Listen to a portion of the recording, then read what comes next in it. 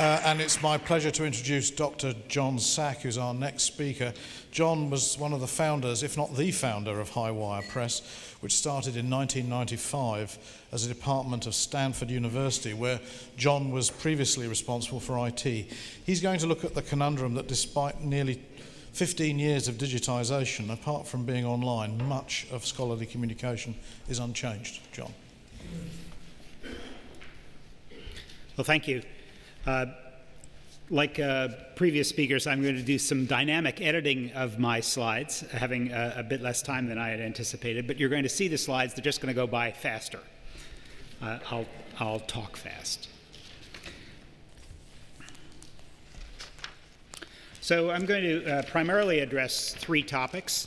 The first is to talk about workflow in general. What is it about? The second is where I'll spend most of the time describing these things that I call points of friction in the workflow. And then third, I'd like to conclude by pointing a bit into the future. And I think here you'll see that I've got clear points of alignment with the two previous speakers. So first, what's workflow? I'm going to talk very generically about it. It's a way of getting things done. It's a series of steps, a repeatable pattern. You can look this up in the net. If you Google it, in fact, you find these are the primary answers, but you also find this next one, that workflow is a BS management word for a process we don't understand. And that may be true. And the concept is that it's a very organized kind of thing. And I think this is one of the problems in our understanding of workflow. It suggests a model that's linear, that moves all in one direction. And this really may not be suitable anymore as a metaphor for the communication processes that we're now using in science. Essentially, as science becomes more like Web 2.0, it always has been. It's just the publishing model hasn't really been consistent with a communication model. It may be that it really will not look like what's on the left, which is how we organize it for publishing purposes, but more like what's on the right. I'm going to be primarily talking about, excuse me, the workflow about researchers. This is where friction wastes time, causes people to lose focus, it slows progress, it costs more money. Of course, publishers have workflows too. I'm really not going to be talking about publishers' workflows, and there's certainly a whole conference could be devoted to where's the friction in the publisher side of the workflow. And as a platform supplier, certainly I'm very interested in that. Now, workflows, we've studied workflows at Highwire, studied them formally starting in 2002, and actually had a grant to come up with what is the workflow before it started changing significantly when journals were put online. 2002 was a period when the assumptions were changing about whether everything would be online. Right around then, it was becoming clear that all journals were going to be online, and it was just a matter of time. Then about 10 years later, we did another study to look at workflows, and what we found is essentially nothing had changed. The workflow seemed to be consistent. What had changed is that we were no longer calling things e-journals. We dropped the E in e-journals because everybody just assumed, well, that is the journal, is the online journal. Now, I actually think that the fact that the workflow did not appear to change is a problem. My thesis is that without a real change in the workflow and how we implement it and support it in our journal systems, the friction builds up, pressure builds up at the places where these tectonic plates rub against each other.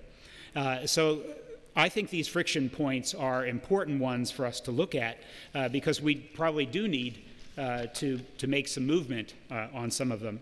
Now, In fact, the 2012 workflow was already evolving into something I've drawn here. This is you looking at my very limited graphic skills, that the workflow by 2010 or so was already changing so that instead of having this idealized model of a circle with a single user at the center, you really ended up with a network of people communicating throughout the publishing process, the scholarly communication process.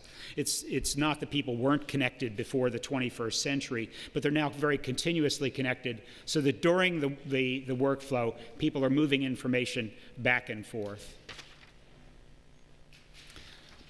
So what is this friction and why is it bad? Well, I'd say that friction is a distraction from the task at hand. It's a change in course. It's a time when something has to move that it isn't really very well facilitated by our systems.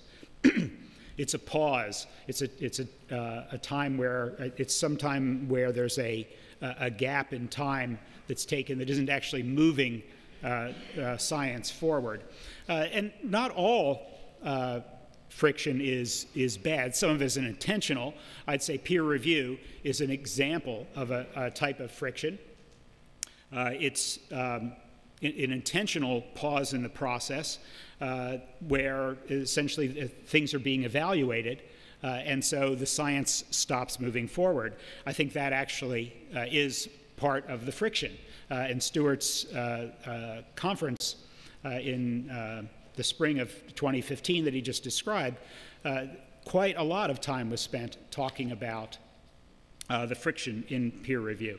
Now, peer review is probably one of the most obvious ones. I think you can see other types of friction pretty easily. I call them telltales. You can find where friction points are occurring. Pricing, for example, can cause friction. We just had virtual reality is certainly, at least in my part of the US, in Silicon Valley, pretty clearly is coming along. But it was interesting to see that Google Cardboard was introduced at a price point of about $15. That's assuming you don't actually just make it yourself out of your own cardboard, whereas Oculus Rift is now priced at $500. And I think that's essentially going to, that friction point in the difference in pricing has actually caused the innovation that drove the development of Google Cardboard, essentially an everyman's virtual reality, which I think will be important in publishing as virtual reality starts getting incorporated into exploration and explanation, which is, of course, what a lot of communication is about.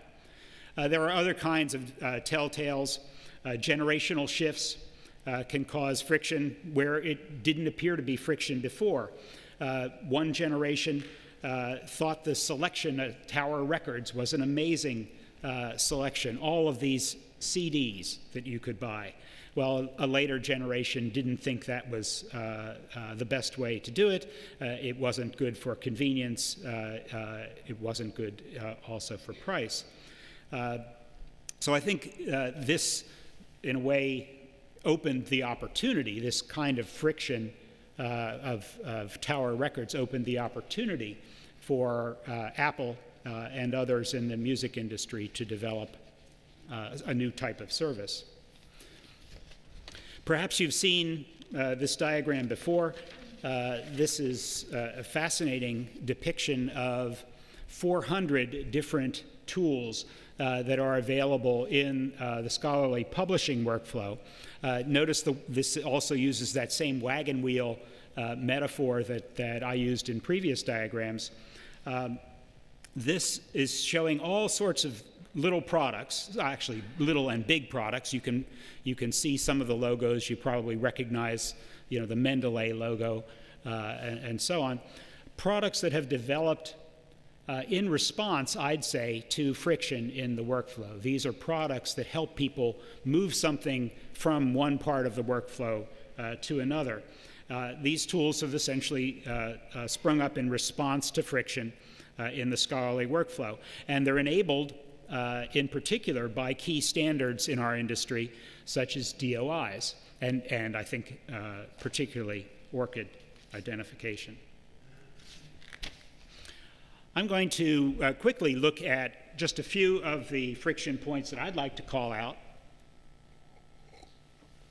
I have about a dozen or so slides here. I'm going to skip over a couple of them. I've organized this list more or less in the same order as this wagon wheel. So the first one that I'd like to tackle is manuscript submissions. And there's a very clear experience that authors have in submission that it is burdensome. For each journal you end up submitting to, and often you submit to at least 2 in the review process, sometimes more, you have to prepare separate submissions with separate rules, formats, files, and so on. There's an interesting, Joe Esposito wrote in the Scholarly Kitchen last year that basically everybody hates their manuscript submission system. So the question is, what could you do about it? Well, I think the heavy lift, as we call it in Silicon Valley, would be essentially to develop an Uber system that you would submit to, that would then, on your behalf, submit to journals. This is the kind of thing that's common in the States in college submissions now. It's called the Common Application. It's been done in that area, and perhaps it could be done in scholarly publishing. But a much simpler, probably 80% solution is something called format-neutral submissions. And this is something that the Genetics Society of America pioneered. I don't know whether others had done it previously. It's certainly a partial solution to the irritation, but it is one of the simplest solutions to a good part of the problem. Essentially, what genetics says is, send us whatever you've got. If we decide that we're interested in publishing it, then we'll send you the rule book, and then you have to go through the formal submission process. And as you can see, researchers love this idea, and it was not a radical thing to implement for the journal. I've since seen at least one other journal in infectious disease, I believe, pick up the same idea. But as Stuart pointed out, there's more friction in peer review than just in submission. The whole of peer review is of course, under scrutiny. There's a lot of room for improvement in this.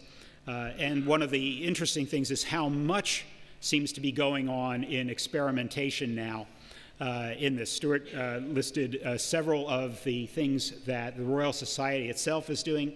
But in addition, I've seen eLife has done a number of things to improve the peer review process, getting a single message from an editor to the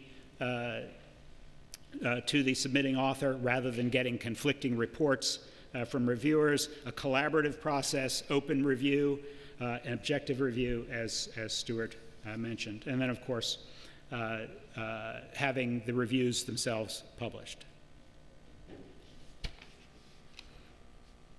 Another friction point I'd highlight is essentially peer review is a barrier to dissemination, and that the experts in a field want to see the papers earlier. They are able to make their own determination of what's quality, and what they need is the timeliness. So the idea, and this is quite well discussed in the Royal Society meeting, is to flip distribution and review essentially through preprint servers. The idea by the scientists in the room was readily accepted that this is a positive. And yes, there are problems with it, but those can be addressed. So I think we're going to definitely see preprint servers moving forward. Not just arXiv, which is of course widely known, but things like bioRxiv from Cold Spring Harbor Labs is clearly successful. I think there are a couple of other topics. The fact that complex media objects are difficult to incorporate in our publishing systems is a friction point. These are active media objects as opposed to GIFs and TIFFs. Barend talked about supplementary information, just say no.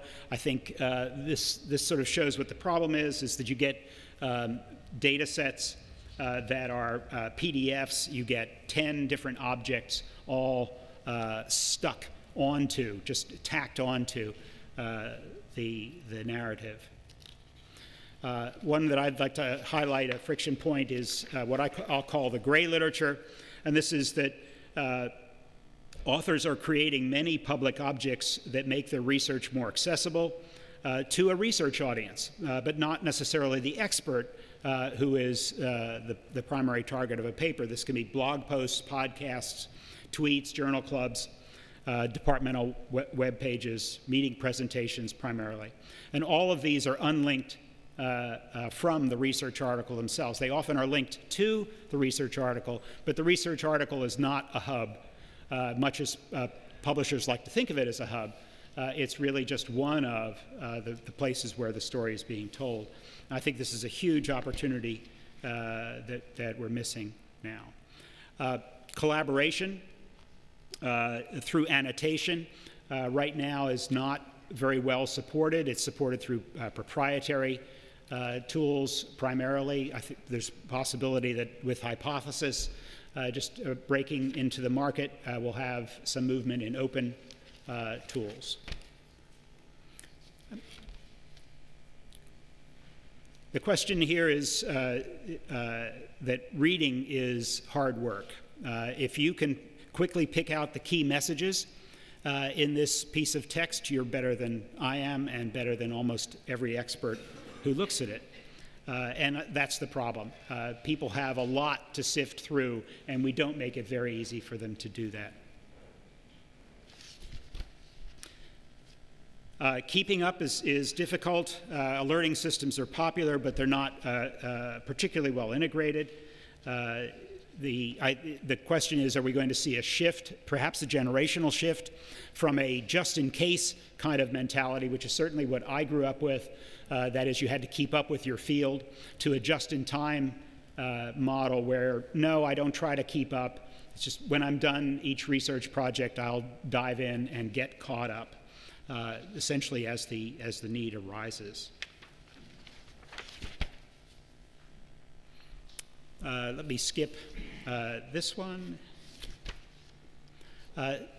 This is pretty clear, I think, to all of us. We see a problem. We've heard from researchers about the problem in journal websites. I call it the distracted driving problem, the Swiss Army knife problem. There's so much going on the web pages that we publish that it's very hard for people to find the thing they want, which is usually the link to the PDF.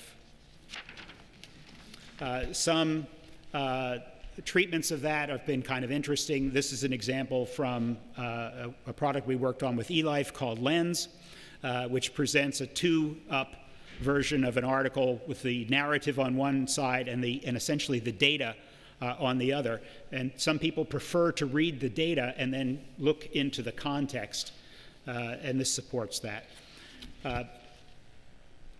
Essentially, we heard from users, we asked for feedback on this particular Lens view, and we got a piece of interesting feedback is that it's, this is great, you're reversing the trend of brand-heavy web designs, essentially making every journal site look like the Huffington Post, and it's about time for that to stop.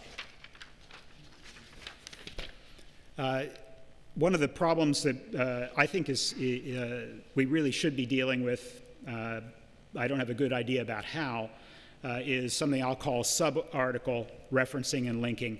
I should be able to cite and link to a section or paragraph in an article, not just to the top of the article. We reference pages in books. We reference specific sections in legal texts. So why is it that in the journal article literature, we only point to the top of an article? And God help you if it's a 50-page review article that you've just had to look through. Book chapter indexing is so far behind discovery of journal literature. Essentially, when you are looking for summed up knowledge, which is often well represented in the book literature, the only thing you can retrieve is a book. And then you have to find your way to the relevant chapter. Scholarly image indexing is another friction point. You might think you could retrieve figures, especially if you asked very specifically. This is a pretty specific request I asked Google. I said, show me images for the structural basis for the lack of et cetera, and what I got was a bunch of heads. It actually turns out that that is the figure that I was looking for. So it's there, but quite a lot of excess there. Off-campus resource access is a serious issue. If you don't work in the academy yourself, you might not realize how hard this is. Readers frequently do literature work off-campus, outside of the bounds of institutional subscriptions that are campus-based. And yes, there are proxy servers. It is a tedious, multi-step process to gain access to those. And it's not just one that you do. You have to do it in several cases. You'll have to do it for every journal that you want to access. And it might be different for different journals because publishers have done this differently for different journals. So what happens? Well, you take the friction-free approach. You go to Google Scholar, you say, show me the open access version of this article. That's what I'll read. So we're leaving a lot of usage essentially untapped. Just to wrap up, I want to take a look at the workflow in the future. And here, I think we'll see that comments from the two previous speakers really align pretty well with what I see coming. 20 years ago, what did the future of video look like? The future of music, the future of retailing, even the future of making telephone calls. All those are things that have completely changed in the last 20 years. And I think that people, we have to remember that scientists are themselves consumers in their real life, and that they're going to have expectations of how they use the literature, how it works for them, that are conditioned by what they're seeing in the consumer world that they inhabit, the expectations of the technology. It's easy to see straight ahead. Usually we do this, we plan for continuity, we plan for things to get bigger or for them to get faster. If we had done that, of course, we would have predicted bigger fins on the 1960 cars from the 1950s. And these are, well, the top is an actual picture of a 1950 car and the 1960 concept car below, which I don't think I ever saw in production. So we have to find ways to predict, to see around the corner, essentially, for the discontinuities, where you're probably aware of Moore's law that says basically every 18 months things double. And so what that means is over about 20, 22 years, that leads to a 1,000-fold increase in performance, whether it be in storage, whether it be in compute speed. So if you try to imagine your cell phone being 1,000 times more powerful in 20 years than it is today, what would you be doing with it? Well, you wouldn't be making telephone calls with it. So those are the kind of discontinuities that we can understand already through lots of background in how computing works. I think Baron sort of gave us a good sense about what we're going to do with all of that computing power. But there are also kinds of discontinuities that happen through, say, a country making a change in its policy around publishing, around science. You know, if NIH decided that all APCs could only be paid for pure open access journals, that might change what some publishers do pretty significantly. I think, to me, a key thing is that today's metaphor is that the internet is a library, and we sort of use it as a library, the information retrieval model, I'd call it, which assumes that what scholars want to do is to find articles, read articles, and write articles. And I think that is very much focused around the wagon wheel that you've seen in a couple of my slides, the concept that the narrative is what we're all about producing, as opposed to communication and knowledge. And I think the model is now shifting to an action model, and I think Baron again showed us what some of that action might be, which is that the computers will be reading the data and essentially creating actions, creating answers to communicate to humans. So well beyond the information retrieval model that we'll be going. I think we'll be moving from a publishing push model, essentially, that says someone sends you a text and you push it out to many, many people, to supporting conversation, a full interaction around knowledge. And the question is, do we as publishers want to support the full interaction around the knowledge? Do we as publishers want to support that, or do we want that happening somewhere else? I think it's interesting how Stuart described the meeting that the Royal Society held. It was about, as he said, how scientists might communicate in the future. It was not about how scientists might publish in the future.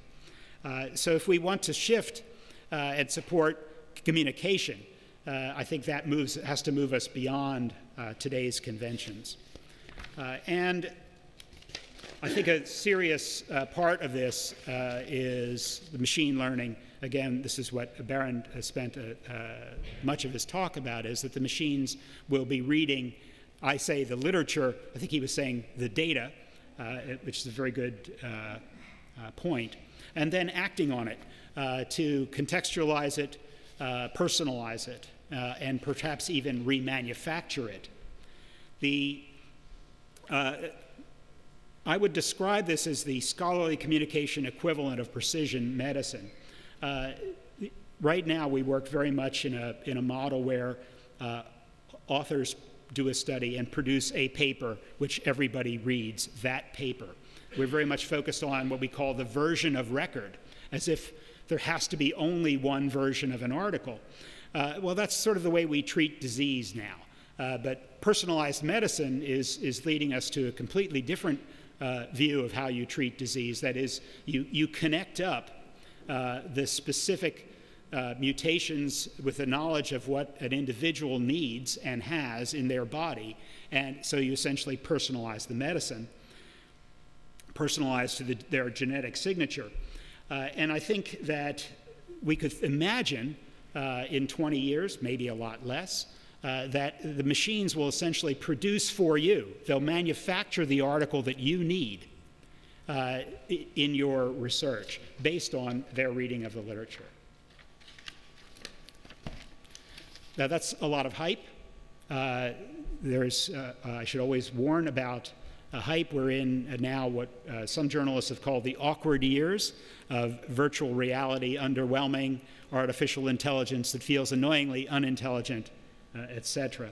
And I think it is important to know that when people like me talk about things like this, we sometimes overstate something that seems to be a short-term potential, but the long-term consequences of what's going on here, I think, are enormous for the roles of publishers.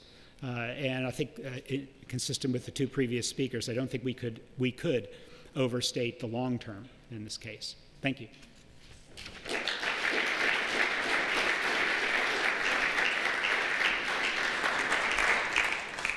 Thank you, John. We've got time for one very quick question, if there is one.